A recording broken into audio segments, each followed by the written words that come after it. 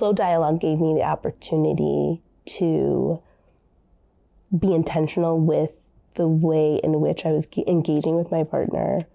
And it gave me the time and space to be able to process what I was hearing.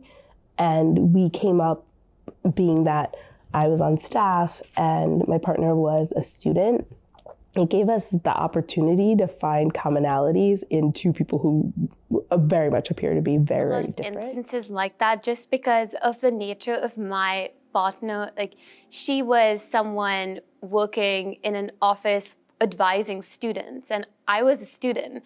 And so to have this connection where she's exploring, you know, this America and how she can best equip herself to help students, and me telling her like my frank experiences, and she being a first-generation immigrant and me coming here for the first time all by myself without my parents. I think there were a lot of ways in which it touched me beyond just the topic of American politics itself, because we started going into conversations adjacent to it, like our values, and coming from a communal culture into one that's more individualistic. I think in terms of like conversation style and how a lot of people approach conversations,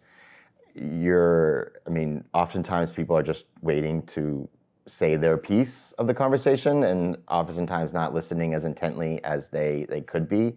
So practicing that more specific active listening and figuring out how you're going to hear what they have to say and then respond and then process questions of your own. I think that was a very like specific kind of action that was just really helpful to work through and to be forced to work through. This gave me the opportunity to be able to slow down the conversations that I'm having on a daily basis, giving me the opportunity to really think about my interactions, right? And not just say, all right, I'm gonna get through this conversation and move on to the next thing, or even listening, truly listening, right? As opposed to, I'm gonna listen to respond because I gotta get it out. I gotta think about it. I think I learned much more than factual or news information that I thought I would gain from it, into much more of an emotional